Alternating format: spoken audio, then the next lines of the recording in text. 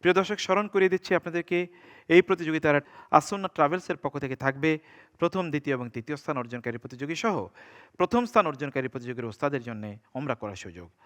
হিফজুল কোরআনের মাধ্যমে যেভাবে তারা এত এত সম্মান বা খ্যাতি অর্জন করছে, পাশাপাশি তারা যদি কোরআন বুঝতে পারে, বড় আলেম হতে পারে, তাহলে আরও অনেক বেশি সার্থকতা লাভ করবে ইনশাআল্লাহ। أعوذ بالله من الشيطان الرجيم.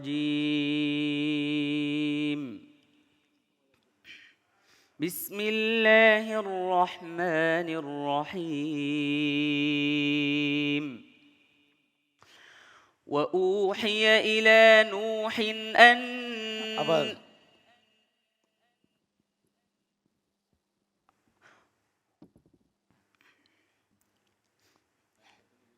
يا قوم لا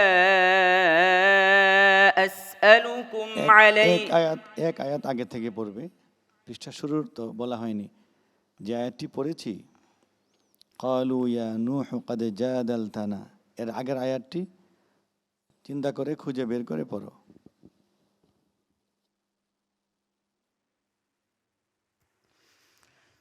ولا أقول لكم عندي خزائن الله ولا أعلم الغيب ولا أقول إني ملك ولا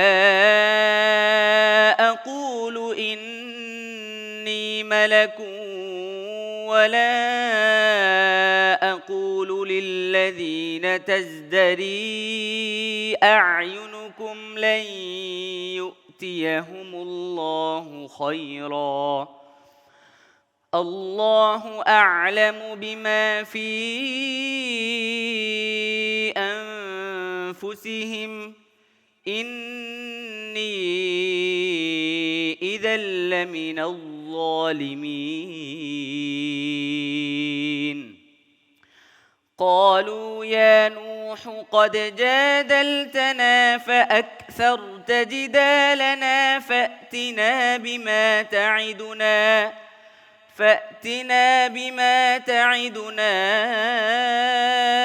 إن كنت من الصادقين. قال إنما يأتيكم به الله إن شاء وما أنتم بمعجزين ولا ينفعكم نصحي إن أردت أن أنصح لكم إن كان الله يريد أن يغويكم هو ربكم وإليه ترجعون. أم يقولون افتراه قل إن افتريته فعلي إجرامي وأنا بريء مما تجرمون. وأوحي إلى نوح أنه لن يؤمن من قومك إلا من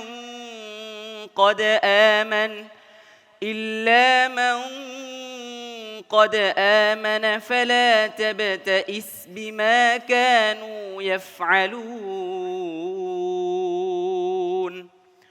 واصنع الفلك بأعيننا ووحينا ولا تخاطبني في الذين ظلموا إنهم مغرقون.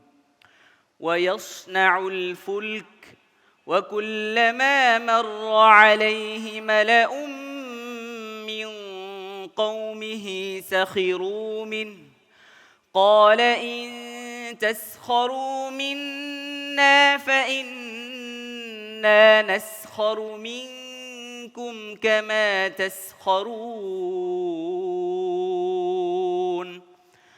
فسوف تعلمون من يأتيه عذاب يخزيه ويحل عليه عذاب مقيم হাসবুক সাদাকাল্লাহ। صدق الله العظيم তেলোয়ার অসাধারণ ছিল, তেলাওয়াত অসাধারণ। শফিকুল ইসলাম, আপনার মন্তব্য শোনার জন্য। সম্মানিত ওস্তাদগণ তার ব্যাপারে অনেক সুন্দর মন্তব্য করেছেন, আমিও সেই মন্তব্য করছি।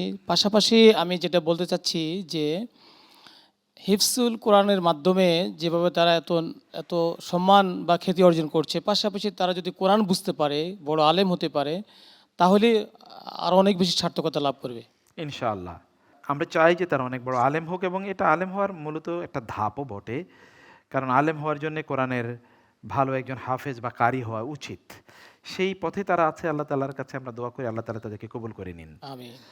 জাযাকুমুল্লাহ খায়ের। তোমার জন্য অনেক অনেক দোয়া রইল ভাইয়া। বিউটিফুল তেলাওয়াত করেছো, মানে সব দিক থেকে ভালো ছিল। আল্লাহর উপর তাওয়াক্কুল বাড়িয়ে দেবে এবং আল্লাহ তাআলাকে ভুলবে না কোনো অবস্থায়। السلام عليكم ورحمة الله وبركاته